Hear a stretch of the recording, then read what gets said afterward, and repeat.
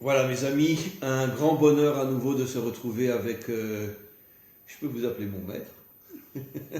Écoutez, je suis sincère, dans ce domaine-là, vous êtes mon maître et vous êtes le maître de milliers d'autres. Et comme je le dis à chaque fois, je ne m'en lasserai pas, vous ne savez pas les compliments que je reçois à votre égard. Mais qui c'est cet homme? Mais d'où il sort? Mais d'où cette connaissance? Mais c'est incroyable. Et voilà, donc on reprend notre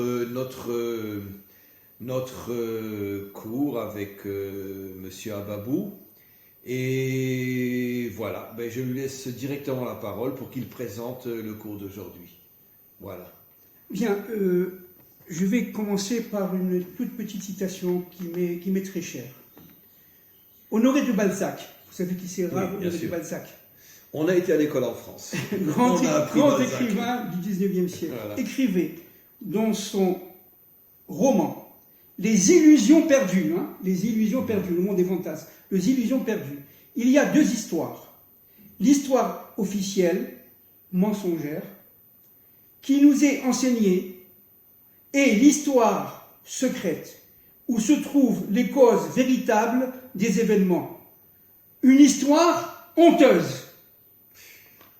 Quoi, c'est lui qui a dit ça? Oui, monsieur, Honoré de Balzac. Mais il est en train de décrire toute l'actualité actuelle. Voilà. Enfin, toute l'histoire, en vérité. Il était inspiré. C'est-à-dire, ce qu'on nous raconte à l'école, c'est du bidon, d'accord? Et la véritable histoire, celle qui se cache derrière la vitrine, on la saura jamais. Ou peut-être au moment de la délivrance finale. Voilà, alors voilà. Donc, si vous voulez, il y a une histoire extériorisée, réservée au plus grand nombre, notamment aux enfants. Nos ancêtres les Gaulois. Voilà, et vous avez une histoire beaucoup plus profonde, beaucoup plus sourde, beaucoup plus lourde que nous. Aujourd'hui, on essaie de comprendre. Alors nous allons essayer, Rav, de comprendre ce qu'est le corps monde aujourd'hui. Alors, d'abord, un point très important, c'est pas à vous que je vais dire, la vie, dans ce monde, c'est un corps et une âme. On est d'accord? Une extériorité. Une extériorité, une intériorité. Et tout est sur le modèle. Et tout ce qu'a fait Hachem, on le retrouve dans toutes les sciences. Les lois qu'il a fait à Bereshit se retrouvent évidemment, j'allais dire d'abord et surtout, en économie. Qu'est-ce que c'est qu'un corps? Pour un économiste, regardons, c'est très simple. Un corps, c'est d'abord une structure, des systèmes, des organes et des fonctions. Tout est intégré. Je répète, tout est intégré. Le corps, par exemple, la structure, le squelette. Par exemple. Le corps humain, d'accord? La structure, le squelette. Les systèmes, système respiratoire, système sanguin, système digestif, etc. C'est-à-dire ce qui fait marcher l'entreprise. Attendez, voilà. Troisième chose, les organes. Le foie, le cœur, etc. Et les fonctions. Chacun a une spécificité propre. Chacun est spécialisé et est exactement organisé selon la fonction qu'il lui faut. Ishtabach Shemolad, comme on dit en hébreu, c'est extraordinaire. C'est extraordinaire. Ça, c'est le corps. Maintenant, l'âme, elle est aussi extrêmement compliquée. C'est pas vous que je vais dire ça. Et elle est intégrée dans le corps. Alors, vous avez évidemment Nefesh, Ruach, Neshama, etc. Bon. Yetzira, Yerida, etc. Bon, maintenant, le problème, c'est que ce corps et cette âme vont vers un objectif. Quel est l'objectif? La vie, l'harmonie, la symbiose, l'équilibre. On est d'accord? En théorie. En théorie, attendez, les économistes sont d'accord pour dire, de très nombreux économistes français, américains, etc. Comme par exemple André Marshall. André Marshall est un demi-maître d'ailleurs, dans les années 60-70, qui a écrit un très grand nombre de livres, qui est très connu dans le milieu universitaire français, professeur à Sciences Po, professeur en doctorat, etc. André Marshall était quelqu'un d'extrêmement doué, très grand professeur, économiste, qui a écrit un livre, entre autres, qui s'appelait Système et structure, paru aux éditions Cujas dans les années 65 à peu près. Et qu'est-ce qu'il dit? Il dit qu'en fin de compte, le corps économique est un corps d'abord structuré et systématisé. Sinon, on ne comprend rien. Qu'est-ce que c'est qu'un système? C'est un ensemble cohérent, Dans cet ensemble, il y a des fonctions graves complémentaires aux autres. C'est-à-dire que, par exemple, il y a la fonction de production qui doit être intégrée à la fonction de consommation, qui, elle, est intégrée à la fonction monétaire, intégrée à la fonction budgétaire, intégrée à... Qu'est-ce que ça veut dire intégrer? Ça veut dire que chacun est autonome en tant que fonction, mais complémentaire. Comme le corps humain. Comme le corps humain, exactement. Akadosh Baruch Hu, Dieu a créé le monde avec les mêmes lois, les mêmes règles. Et qu'est-ce qu'il dit, monsieur le professeur André Marchal? Il dit, c'est pas le seul à avoir écrit là, il y a des gens comme Jean Lhomme, etc., qui ont écrit ça. Qu'est-ce qu'il dit? Il dit qu'en fin de compte, dans tout système, il y a 3 degrés, vous allez comprendre, 3 degrés. Le premier degré, c'est ce qu'on appelle les institutions. Deuxièmement, les technologies. Troisièmement, les psychologies. Dans toute économie, il y a un groupe, une conurbation de forces systémique qui fait que l'économie vit. Quand on parle de la vie économique, il y a l'intégration de ces forces. Qu'est-ce que c'est que les institutions? Il dit, par exemple, l'État, les corps d'État, tous les corps d'État. C'est ce qu'on appelle chez nous le squelette. Sans État, sans roi, sans structure, sans hiérarchie, il n'y a pas de vie économique. Ça, c'est une première chose. Alors, on retrouve ça, il démontre au Moyen-Âge, au temps du libéralisme économique, aujourd'hui. On retrouve ça. Deuxième point, les technologies. C'est-à-dire toutes ces sciences qui permettent à l'homme de produire. Toutes sciences confondues. Ça peut être au temps antique, les sciences patriarcales, le savoir-faire patriarcal, comme aujourd'hui on dirait le high-tech. Toutes ces sciences-là. Troisième point fondamental, les psychologies. C'est-à-dire notamment d'abord le système des valeurs, les valeurs morales. Oui pour le capitalisme, mais jusqu'à un certain point. Oui pour le libéralisme, mais jusqu'à un certain point. Oui pour le libre-échange, mais, encore une fois, la voie de Yaakov Avinu, Tiferet, la voie moyenne. Allons vers la voie moyenne, évitons les extrêmes. Le juste milieu. Le juste milieu, la voie moyenne, le juste milieu. Et donc, cette psychologie qui est liée aux valeurs morales, qui est liée aux cultures, au pluriel. Nous sommes là dans le système, ce qu'on appelle pur. Vous avez tout à fait raison, je n'ai pas fini. Oui. Vous avez défendu ce que j'allais dire. En théorie, ça s'appelle un système pur, cela. Ça s'appelle un système pur, en théorie. Nous sommes dans la théorie économique. Et maintenant, regardons un peu dans notre pratique, dit-il. Il y a ce qu'on appelle le système concret.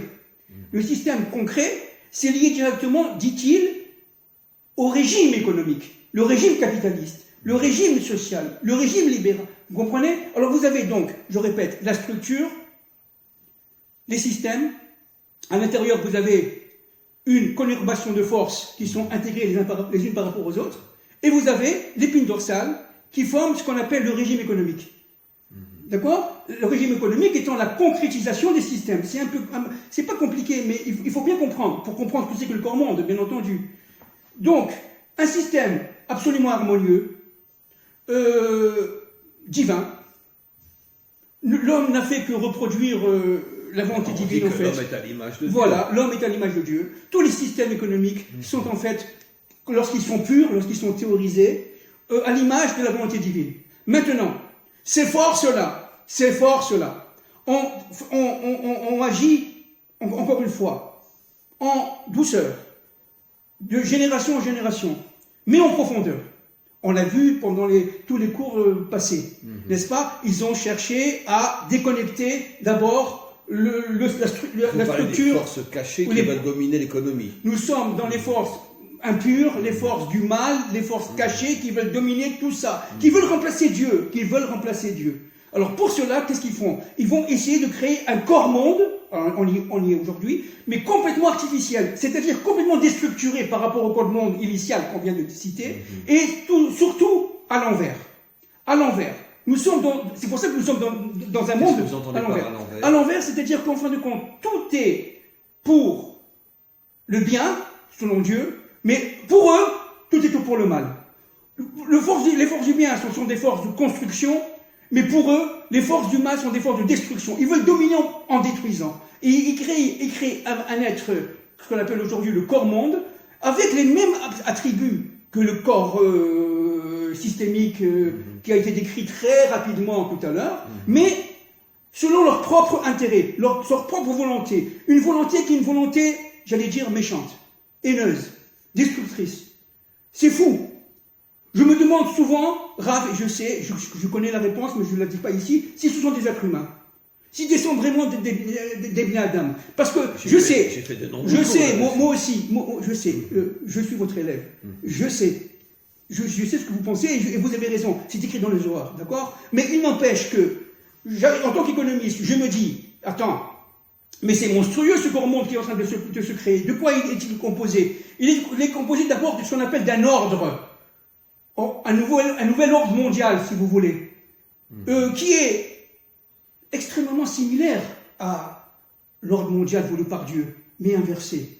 Mais dans l'impureté. C'est incroyable. Ces forces-là utilisent. C'est ce que le maître dit, Zé Leumadze. En face de chaque bien se construit une structure du mal qui reprend tout le modèle du bien, mais dans le mal. C'est exactement ça. Vous avez touché le mille, Rav. C'est exactement ça. C'est-à-dire qu'en fin de compte, dans le bien, il y a le bien, mais à l'extérieur du bien, il y a le mal qui s'engouffre et qui utilise le bien pour s'enrichir, pour se développer, etc.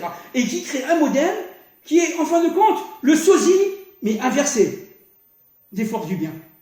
Donc, d'où le monde dans lequel nous sommes, c'est un monde de bilboul, comme on dit, on ne sait plus où on en est, quoi, de grand mélange, j'allais dire encore une fois, nimrodien. C'est-à-dire, véritablement... Tout est fait pour qu'on perde... Alors, on va maintenant faire un point sémantique extrêmement important. Il faut distinguer ce qu'on appelle le processus de mondialisation du mondialisme. Je parle en français, hein, et ces deux systèmes-là par rapport au corps-monde. Le corps-monde, c'est l'objectif à atteindre. Par ces forces-là. Par ces forces-là. On est cette fois-ci dans les forces du mal.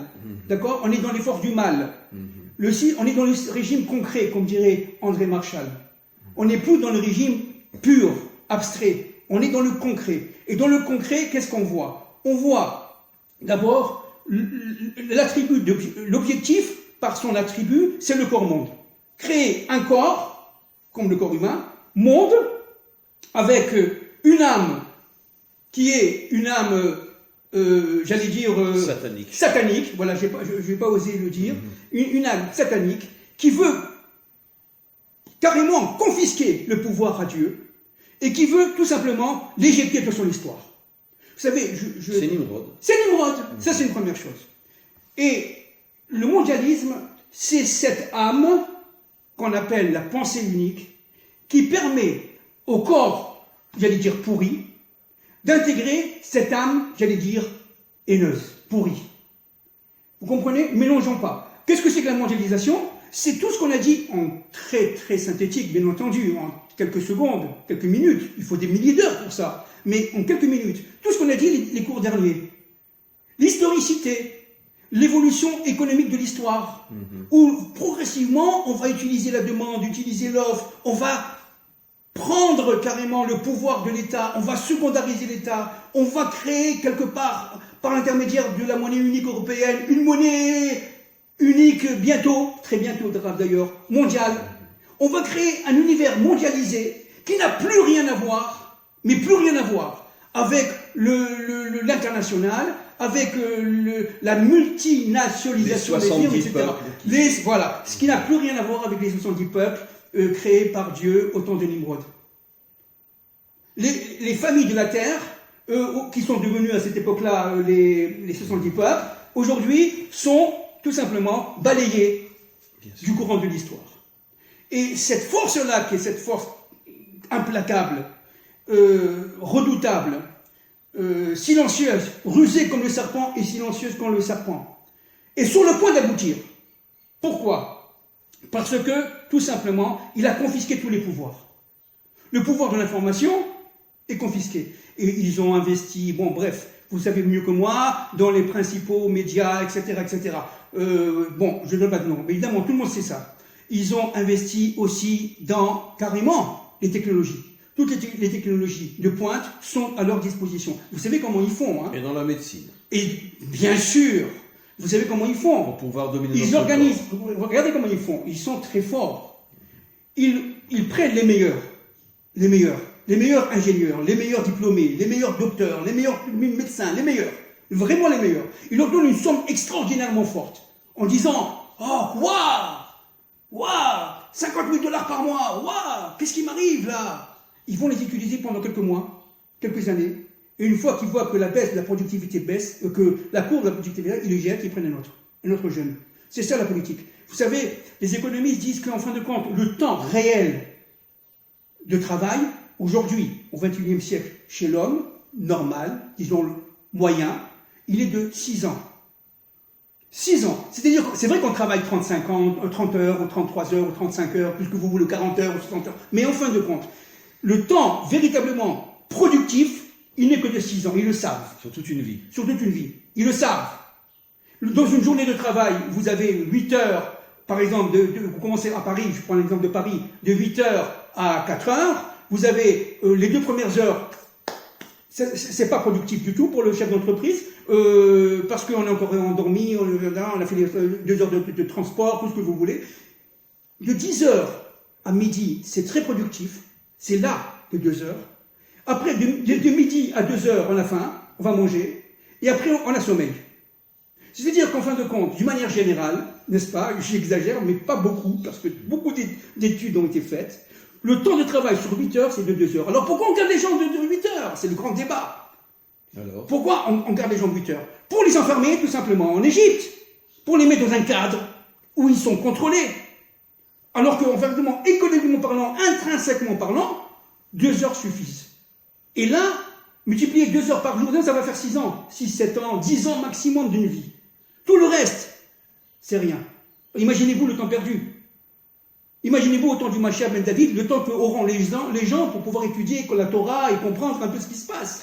C'est incroyable ce que vous dites parce que ça me fait penser, cher ami, à un midrash qui dit que l'esclavage en Égypte, en particulier ceux des Juifs, bon, il y avait un moment dans la journée où vraiment ils travaillaient à la construction, mais la majorité du temps, on donnait aux hommes des travaux de femmes. C'est ça.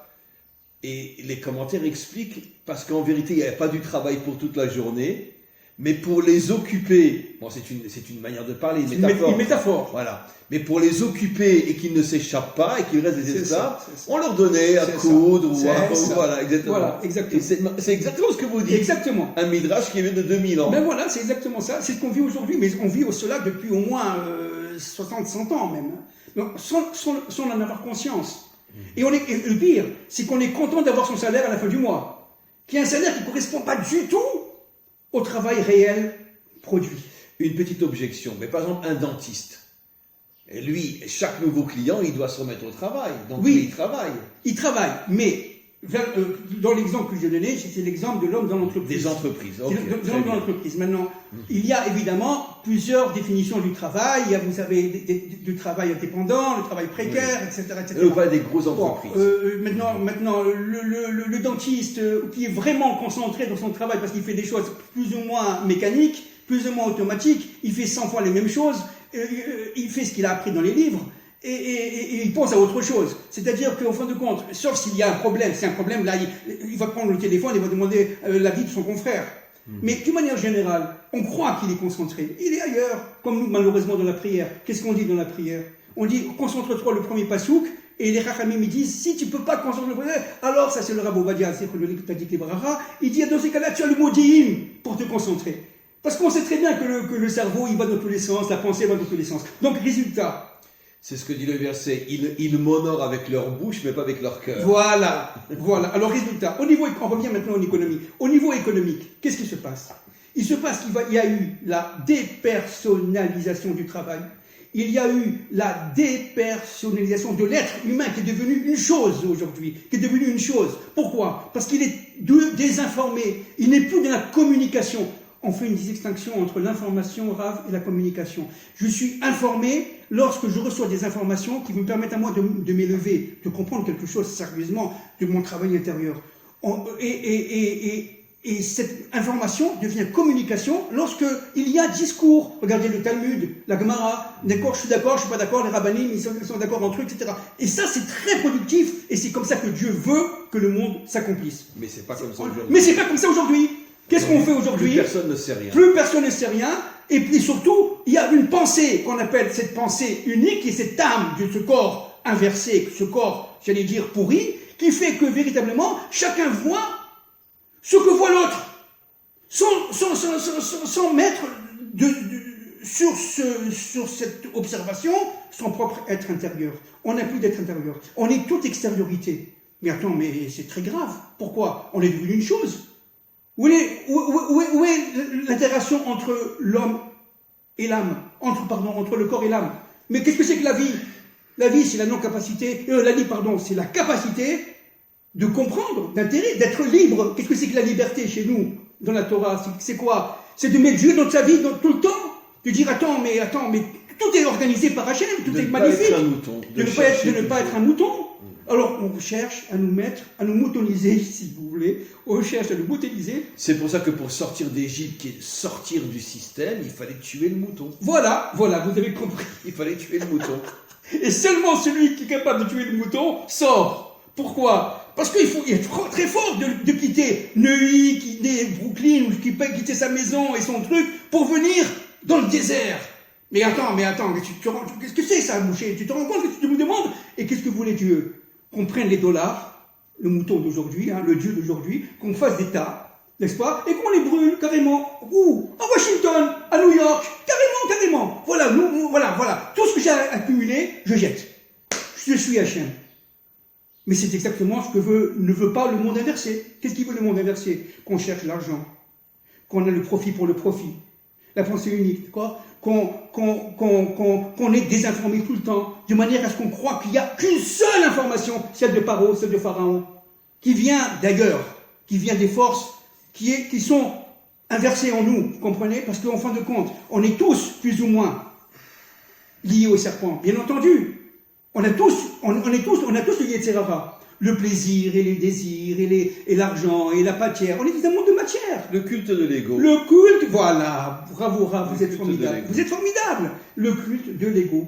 Il faut prendre cet ego, le jeter à la poubelle, prendre son mouton, le sacrifier et sortir. Sortir d'Égypte, c'est pas donné à tout le monde. Il faut être un gibbor pour ça. Alors, qu'est-ce qu'ils veulent? Ces forces-là, aujourd'hui, pendant ce corps-monde inversé, ils veulent pas des gibborim. Qu'est-ce qu'ils veulent? Des forts.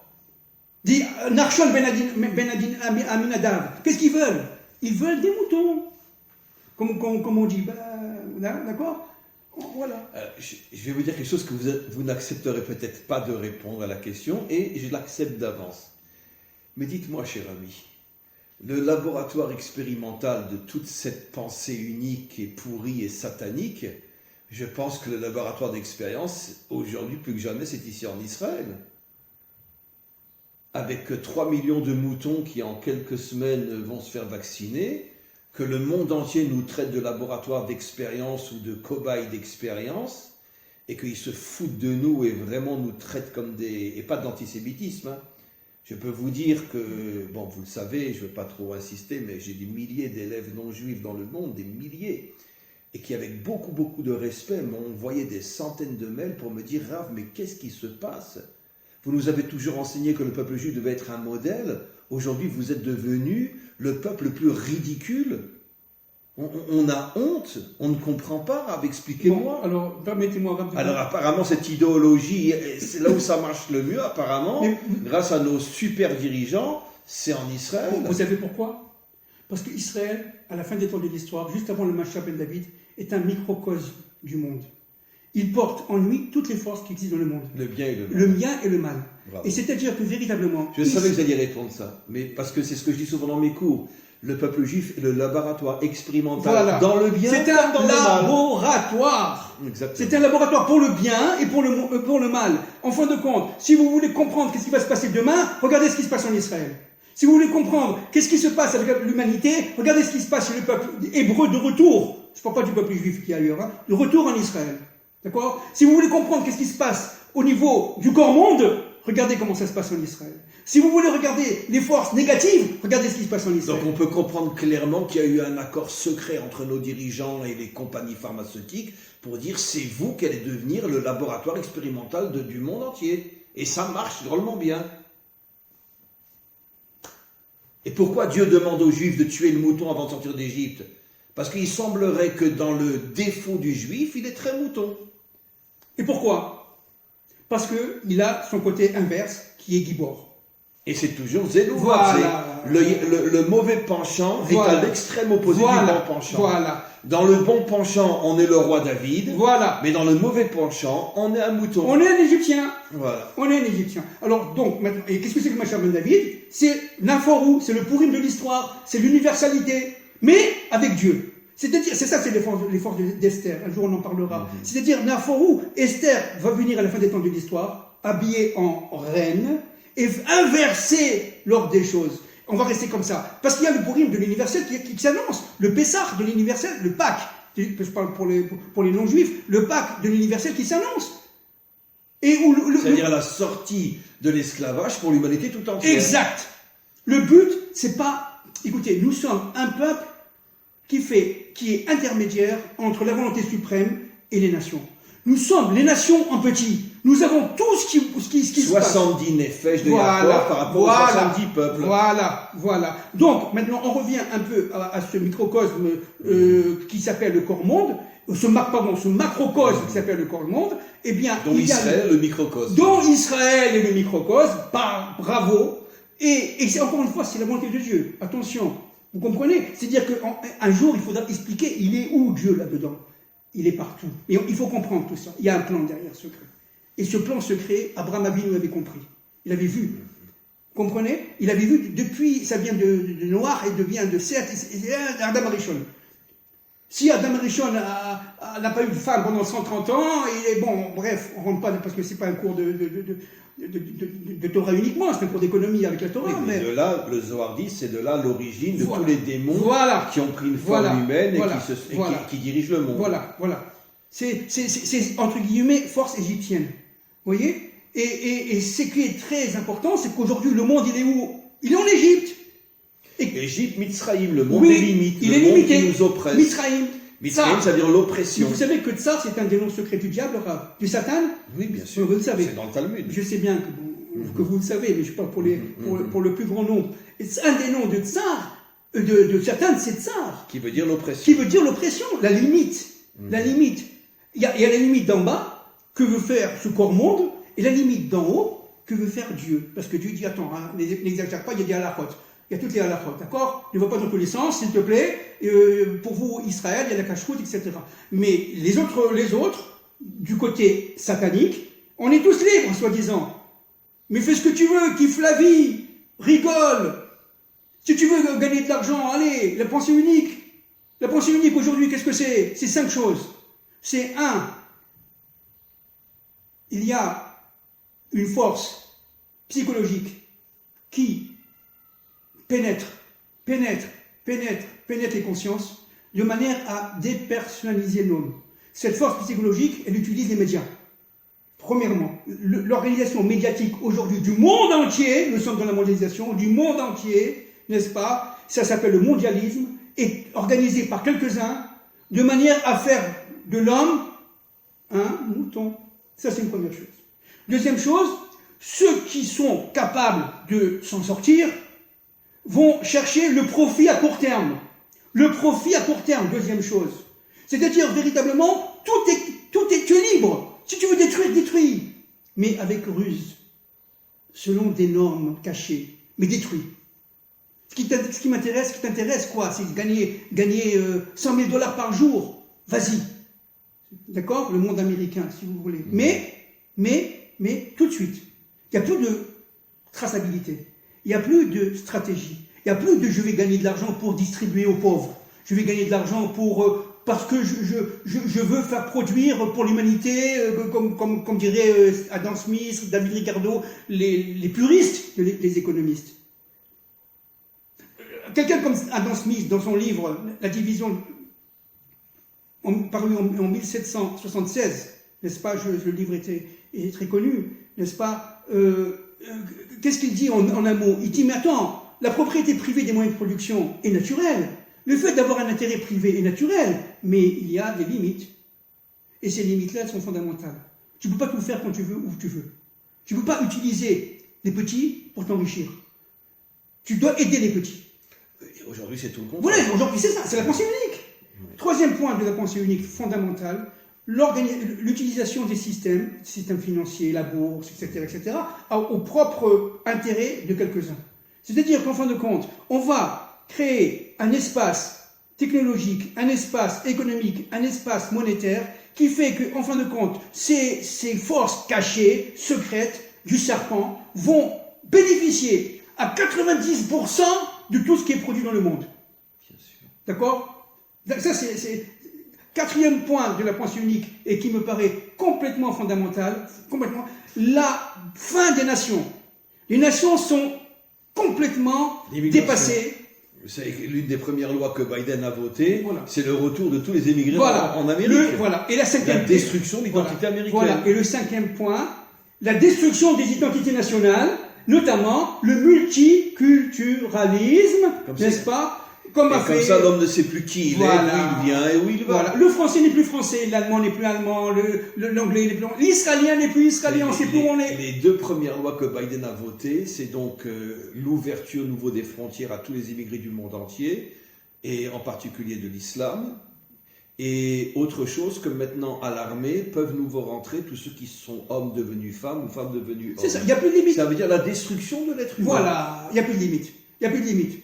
C'est tout. Et c'est véritablement, comme vous dites, la destruction de l'être humain voulue par Dieu. Bien entendu, Raph, il faut être optimiste. Pourquoi voulu par Dieu? Non, la destruction, non, de l'être humain qui a été voulu par Dieu. Qui a été voulu par Dieu. Non, qui a été voulu par Dieu. Oui, je comprends maintenant. Dieu a voulu un être humain magnifique, et eux font tout pour le détruire. Eux, ils font tout pour le détruire. Et donc, ce qui est fondamental de comprendre, c'est que nous sommes véritablement ici dans une dynamique explosive. Parce que nous allons droit dans le mur. Pourquoi? Parce qu'on va parler de comment on va s'en sortir. Voilà, mais bien sûr.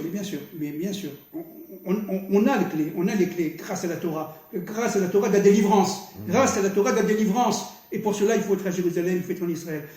Pour pouvoir comprendre ce qui se passe aujourd'hui, parce qu'on va droit au mur, il faut intégrer que tout ça, même si ça fait peur, plus que ça, va aboutir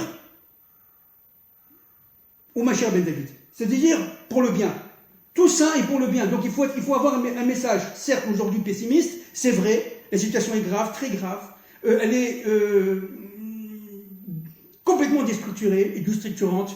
On ne sait plus où on en est, parce que, encore une fois, cette pensée unique, j'ai résumé en quelques secondes, évidemment, avec ces 5 points fondamentaux. Cette pensée unique, elle permet à quelques-uns, tout simplement, de s'immiscer dans la vie intime de chacun d'entre nous. Nous va y avoir, évidemment, les puces et les trucs, et les ci et les ça, et les vaccins. Et un vaccin, c'est pas fini. Je ne sais même pas si ces vaccins sont des vaccins, enfin, je vous dis franchement, entre nous. Mais évidemment que ce n'est pas des vaccins. Voilà. Alors ça suffit. Et donc, à partir de ce moment-là, il va y avoir la puce, il va y avoir les cartes de crédit, on va créer une monnaie mondiale, virtuelle, il n'y aura plus de papier-monnaie. Donc tout sera tous dépendants, quoi. Contrôlé par les forces de Pharaon, c'est ça le but. C'est plus l'autocontrôle, c'est le surcontrôle par des forces occultes, cachées, qui sont dominantes et qui se battent infiniment contre Dieu.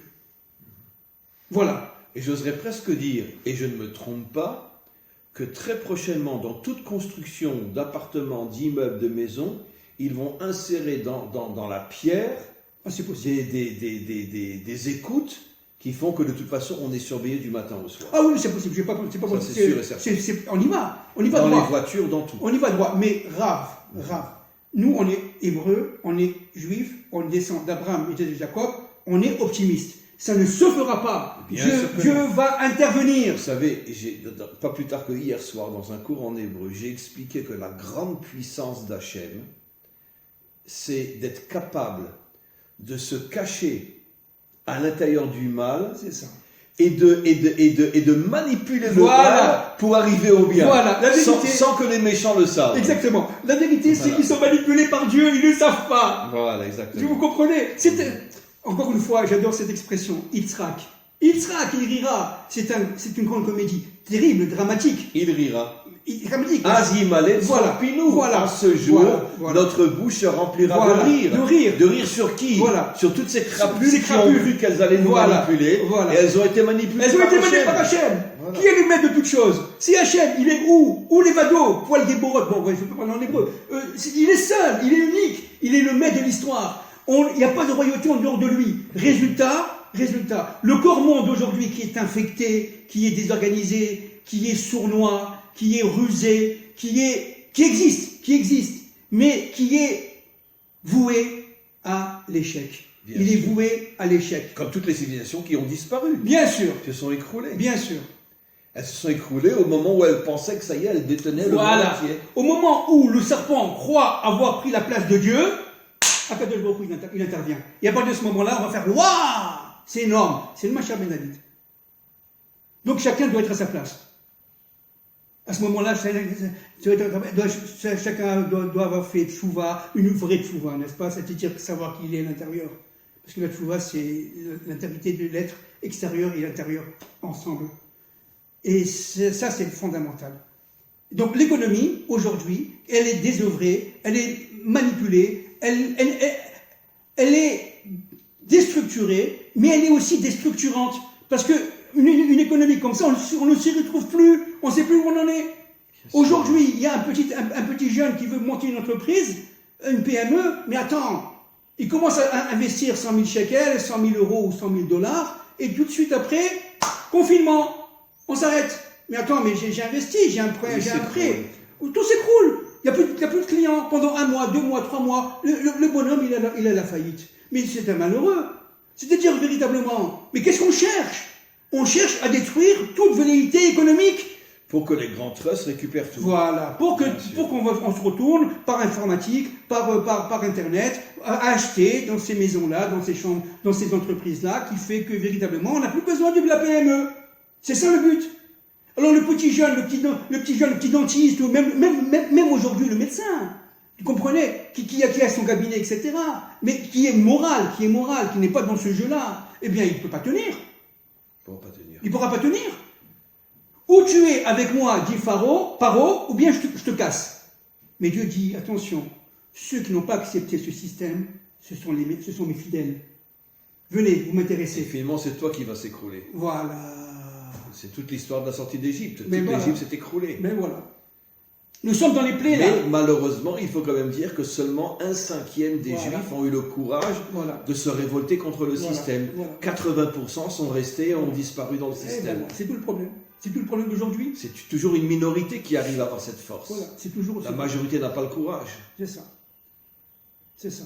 Donc, ce corps-monde qui existe, je le répète, qui est introduit par ce mécanisme, comme on a dit les dernières fois, de mondialisation, qui est une dynamique de l'histoire, qui fait que ces forces-là ont confisqué progressivement et d'une manière extrêmement rusée, extrêmement cachée, les véritables pouvoirs économiques et sociaux, de manière à déconnecter les organes du corps, et que chaque organe puisse remplacer l'autre. N'oubliez pas le mimétisme social, le mimétisme économique. La Chine aujourd'hui est capable de tout faire. Bien sûr. Mais en faisant tout, elle copie. Et en copiant, elle détruit. Et en détruisant, elle s'enrichit. Et en s'enrichissant, elle domine. Et cela ainsi, in aeternam, à l'infini. Mais attends, il faut arrêter là, hein, parce que cette histoire de désindustrialisation qui détruit les économies, qui détruit les corps sociaux, qui détruit tout simplement l'homme et détruit le projet de Dieu. C'est une attaque directe contre la création qu'on est en train de faire. C'est grave, c'est grave. Vous savez, c'est intéressant, il y a une loi dans le Talmud qui dit que toute la production qui permet aux citoyens de travailler, on n'a pas le droit de l'exporter à l'extérieur. Nahon. Par exemple, dans le contexte talmudique, par exemple, il était interdit d'importer des fruits venant d'ailleurs, mais évidemment le profit pour que ça soit moins cher, si les mêmes fruits, même plus chers, peuvent être produits en Israël. Ça veut dire que mieux vaut payer plus cher mais que chaque citoyen a un travail, plutôt que de payer moins cher, mais les gens sont au chômage. C'est toute la théorie de l'échange international. Que vous Voilà avez comment discuté. le Talmud part il y a 2000 ans, il est en avance sur le futur. Mais c'est évident. C'est évident. Quel est le fondement du libre-échange? Pourquoi je vais échanger? Je vais échanger, disent les économistes, bon je suis très simple, je suis très simple, je suis très synthétique. Je vais échanger pourquoi? Parce que le coût de production de ce livre, par exemple de ce livre, il est moins élevé chez moi que chez toi. Donc, achète chez moi ce livre, il coûte moins cher, et moi j'achète chez toi ton orange. L'économie de troc. Évidemment. Mais en attendant, j'ai un chômeur chez moi, un chômeur chez toi. Voilà.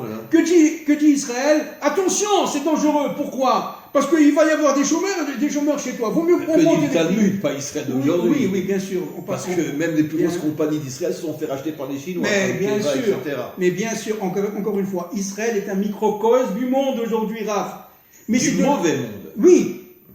Oui, mais de ce mauvais monde, cette graine qui est pourrie par la terre va sortir le fruit magnifique. Le Mashiach ben David, tout simplement. N'oubliez pas que la graine, elle doit se décomposer sur la terre, Bien sûr. pour pouvoir sortir la racine, etc. N'oubliez, Bravo. c'est pas vous, je veux dire ça. Non, c'est effectivement très très juste. C'est que finalement, pour qu'il y ait la naissance du bien, il faut une décomposition. Voilà. Et c'est ce qu'on vit maintenant. C'est une décomposition qui est, j'allais dire, très douloureuse, mais qui rentre dans l'ordre, j'allais dire, des choses. Dans le processus de la délivrance finale. Dans le processus de la délivrance des choses, finale. Voilà, cher ami, on va s'arrêter une fois de plus et au nom de tous ceux qui vous écouteront, je sais d'avance qu'on n'a pas de mots pour vous remercier de cette clarté, de cette capacité d'expliquer des choses qui, je sais, il vous faudrait, si vous voulez les expliquer vraiment au niveau où elles sont, des milliers d'heures. Vous êtes capable en même pas une heure de faire descendre des choses et de manière à ce que des milliers de personnes puissent ouvrir les yeux et comprendre dans quel monde on vit. Et je me permettrai de terminer par une phrase qui, j'espère, peut-être réveillera certains d'entre nous. Arrêtons de dormir. Voilà. Arrêtons de nous fier à nos dirigeants. Aujourd'hui, plus que jamais, arrêtons, c'est moi qui le dis, je ne vous engage pas, arrêtons de nous fier dans tout ce qui sont les porte-paroles de la médecine, parce que le but aujourd'hui est de s'accaparer le corps, la pensée et l'âme des humains. Exactement. Et si on continue à être des moutons et à croire qu'ils veulent sauver le monde, on va vite se retrouver tous en Égypte, ça veut dire dans un pays d'oppression, dans un monde d'oppression et de limites dans lequel on ne pourra même plus respirer. Mais bien sûr, comme vous l'avez dit, tout ça c'est un processus qui en cachette amène à la délivrance et finalement tout ce monde pervers s'écroulera et on rira et on se moquera certainement. On leur dira, vous voyez, vous avez cru chasser Dieu de ce monde, c'est lui qui vous écrase et qui se dévoile maintenant. C'est exactement ça. Merci beaucoup, beaucoup, beaucoup, beaucoup, cher ami. Merci beaucoup.